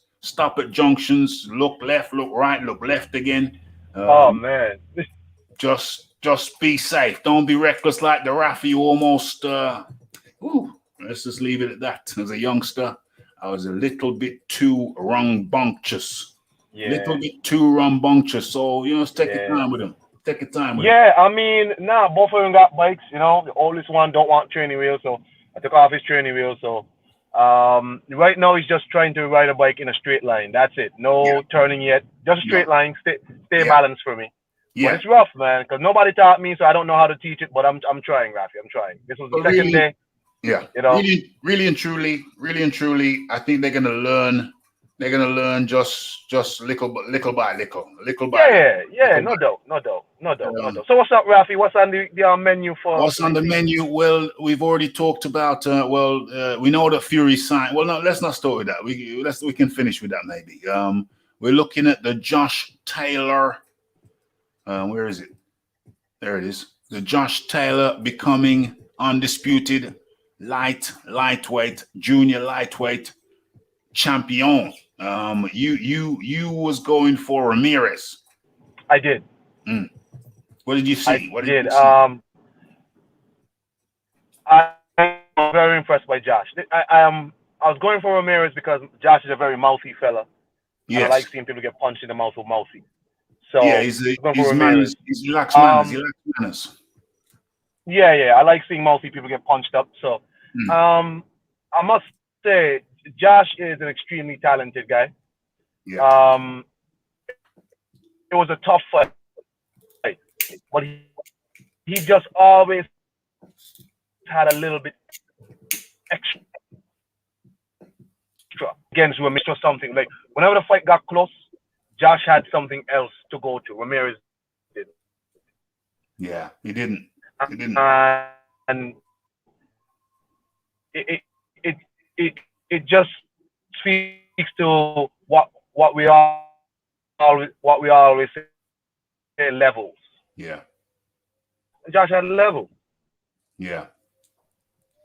Absolutely, absolutely. So Josh is trained by Shane McGuigan, and I've been making a prediction on this show that here, hold on, you're cracking up, Kong. You're cracking up. I think you need to drop off and jump back on again, my friend. You're cracking up. I had a nasty accident while being taught how to ride. I slipped off the pedal and handlebar. Oh no! Scratched the car in the process, but luckily only wrecked the inside of my cheek. Jeez, Louise, Lord have mercy. Dang. No one wore safety gear back in the day. Head first into the concrete. Walk it off. Goddamn BMX metal handlebar. They're all metal though. They're all metal. Awkward. am I back? Yeah. Yeah. Talk to me, Kong. Talk to me, Kong. Nah, that's all I really have to say about Josh. Yeah. He just always seemed to have a different level to Jose Ramirez. Counter punching movement. You know, tough fight, close fight, but Josh had that extra something. So my question to you, Raphie, who gets the credit, Davison or McGuigan? Well, that's an easy one for me. An easy one. Joshtaylor was made by Shane McGuigan. There's no two ways about it. And moreover, I would say that if it were McGuigan in the corner, McGuigan would have told him the combination to use to finish the fight. McGuigan would have told him the combination to use to finish the fight, whereas Ben Davidson's instruction was just box. Just box. Is that similar to how Freddie Roach had said in the first Wilder Fury fight? He would have told Fury to go for the finish, to knock him out. But Ben Davison was just like, you know what, just box and stay safe. Yes. And Ben Davison took offense to that, to Freddie Roach. Same thing. Okay. Box, just box. Keep it safe, just box. Difference is Shane McGuigan would have said, okay, he would have given the combination to finish the fight. That's the difference between the two. But at least Ben Davidson didn't mess it up. At least Ben Davidson didn't didn't mess the damn thing up. So that is a good thing. Kept it safe and he brought it on home, but McGuigan would have told him how to finish. Yeah, so that's the big difference. That's the big difference. Awkward style. Bear trap pedal. Mess up the shins. Yeah, I do remember getting some shin scrapes. You know what, Kong? I think you buy them some gloves because I'm going to buy myself some cycling gloves. I always think, I should have some gloves, Buy them some gloves and buy them a helmet. That's what I say. Gloves. And I got you. I got you. I'll do that. That's compulsory in the UK, by the way, a helmet now. Well, it's not compulsory, but it's strongly advised. I'll do that. Just get him a helmet to piece. Get him two helmets. Obviously, you're not going to share it. His mother doesn't see the importance of riding a bike, but I told her because she can't ride a bike. So I told her, look, there are some things children should learn to do if they have that. Learn to ride a bike and swim. Yes. You understand me? Yes. It helps with the coordination, helps with the strength. Totally. Right. If you can learn to ride a bike, ride a bike. If you can learn to swim, swim. Yes. 100%. 100%. Totally agree. Get him some training wheels. No, one's got a training wheels, one don't want them. So that's all good. That's all good. I don't think I had training wheels. There was no. It's definitely no training wheels because I remember. Yeah, I didn't have trainers. So. No. Well, Raphie, let me ask you something though. Yeah. What was your opinion of the fight with Ramirez and what was your summary? It went. Ramirez started a little bit better than I expected.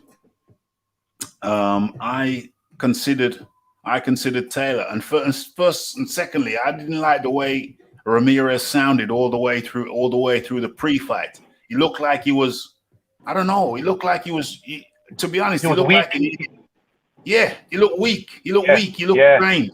You look drained, and you look like you need to go to the hospital for a checkup. He looked completely out of it, dehydrated. He looked just terrible. Like how he was talking was shaky. Like, what's wrong Yeah, with this guy? yeah. I was saying that. I was looking at him. I was saying, what the hell is wrong with this guy? Does he need a checkup? Does he need what the hell's going on? The man looked out of it. And I've never watched him before prior to his previous fights. I don't. Hold on. Maybe the Postal. Did I watch him prior to the Postal? I'm not sure. But all I know is that the guy pre-fight, when he's interviews, he looked absolutely terrible. He looked like he couldn't concentrate. He was looking all over the place. Yep. That's not to take anything away from Joshtaylor, but Joshtaylor was right, because Joshtaylor said to him, "How's the weight cut going? How's the weight cut going?" He knew. He knew. Joshtaylor knew, and we knew. The man didn't look in a good condition at all.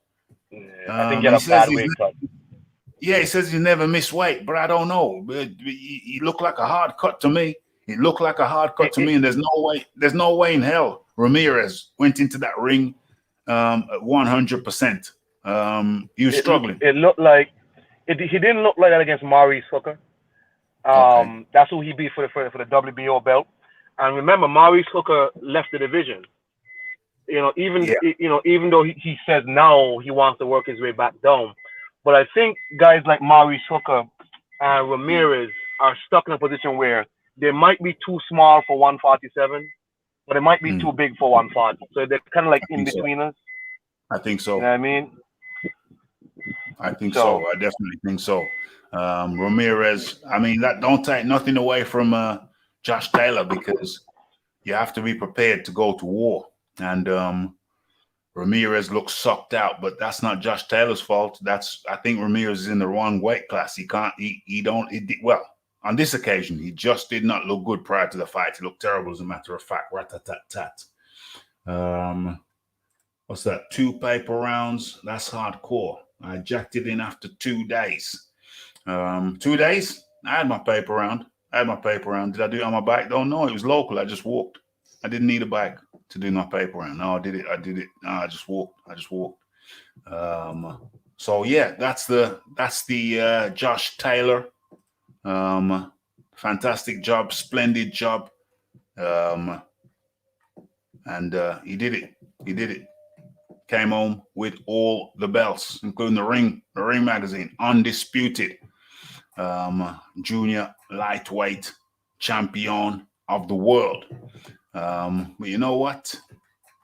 Yeah, Garcia wants some. What do you think about that? Would you be interested in stepping in with him? I would love the opportunity to get in the ring with Josh. We actually had asked about that a year and a half ago, or a little more than that. It never happened. The fight never happened. He had other plans. If the fight was offered right now, I would definitely take that chance. I mean, to fight, a great fighter like himself, would be great. I think the fans would really enjoy that too. Yes.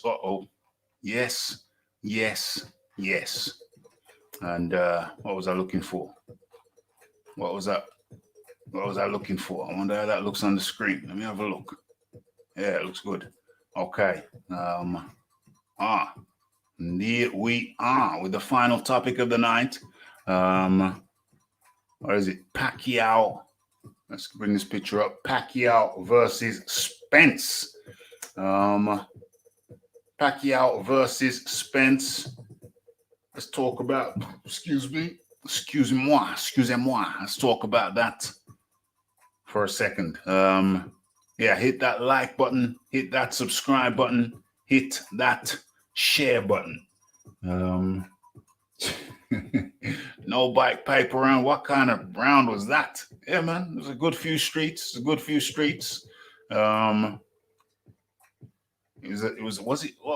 was it? I think it was the local free paper. It's a local free paper. Door to door, no problem. Dealt with the dogs. See a dog. There was one particular dog who liked to be disruptive, tried to come at the Raphie, tried to charge the Raphie. Back then, I think there was more stones on the road. So I just dipped down real quick, pick up a stone, and made it to throw it. Dog ran away back to his home. And I walked boldly past. Said, "How dare you try to intimidate the Raphie, the young Raphie? What are you playing at? You get back right back to your door." What's going on? Yeah, hit the like and share. Damn. That's the trilogy. We've been talking about trilogy. Well, that's the trilogy right there. Hit, like, what's that there?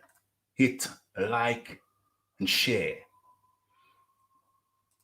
Pac-Man versus Spence, massive fight. Okay. Spence absolutely batters Pac-Man, but it's a great fight. Damn.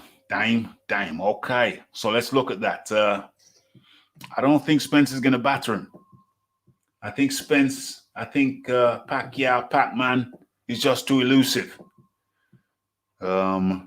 Elusive, and his attacks, his surprise attacks, he just springs in. But he's 42. What the hell? How do you pick that one? What's this here? Gave him my paper round to find and sell golf balls. Trained the dog to do the work, made close to £5 each walk. Damn. Good shizzle. Will there be VADA testing? What was his last fight? His last fight was, against Thurman, Keith Thurman, and there wasn't the proper VADA testing for that. If there's no VADA, I go Manny. Yeah, I like that pick. With the Keith Thurman fight, they just had some modified. There was no VADA testing, and then at the last minute, in the last month or so, last 5 weeks or so, they said, yeah, we got some kind of testing in. But I have to say, if it's no VADA, I go with Manny. Yeah, no VADA, then put your money on Manny. If there's VADA, then maybe Spence. That's how I'll break it down. Manny Pacquiao with those unpredictable leaping attacks. He hops in, boom, boom, boom, hops out, changes the angle. Always with the angles.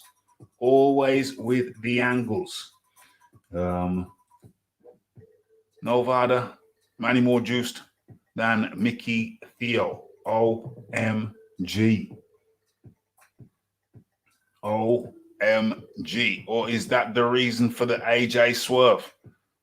Damn, never even thought of that.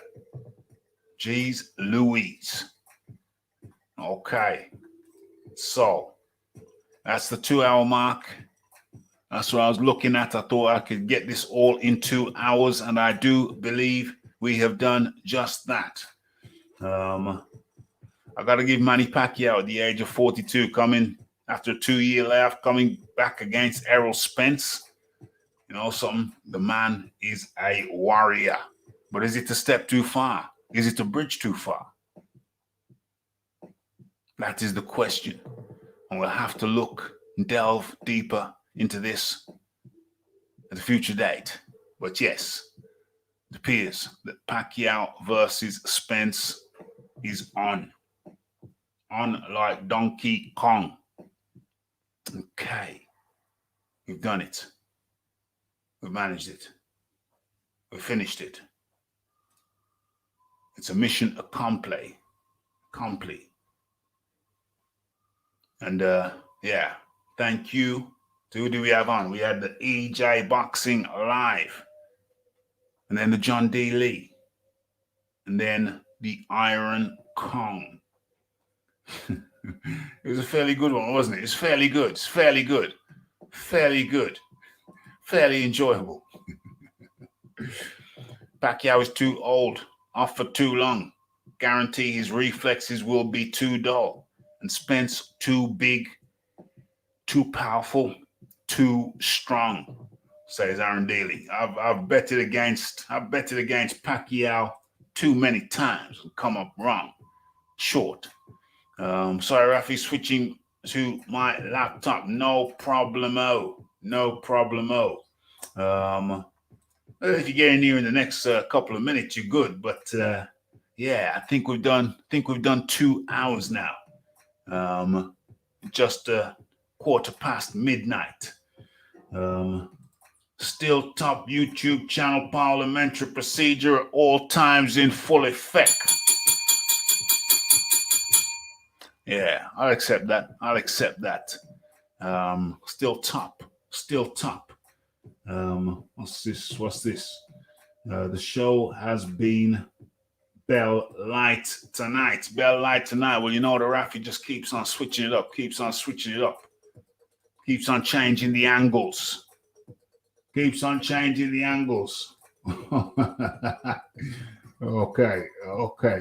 Okay, no problem, Iron Kong. Much good. Very nice of you to hop on. Yes, indeed. Okay, so we've come to the end. Chopped up the Anthony Joshua. Is he gonna best to go Usyk route or best not to? Nah, go Usyk.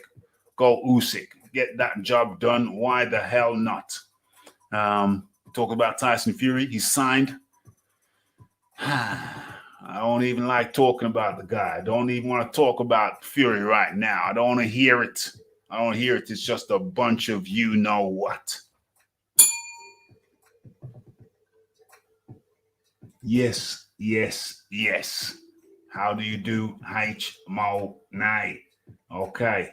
So I think that's it. And then we went on to look at Joshtaylor. Had an extensive look at that. Congratulations to the Tartan Terror. And then, of course, we had a little brief look at Spence and Pacquiao. It's really... every time I bet against Pacquiao, he seems to win. So I don't know what the hell to say on that. No Vada, he wins. Vada, he loses. That's the easiest way to do it. Okay. So that's the show. It's the Raphael Dawkins. It's the Combat Radio. It's the like. It's the subscribe. It's the comments. It's the shares. And it is the hitting that bell icon to stay updated with news and notifications. And don't forget about the live show. Don't forget to follow me on Twitter. It's the Raphael Dawkins. It's the Combat Radio. And I'm out. Blessed.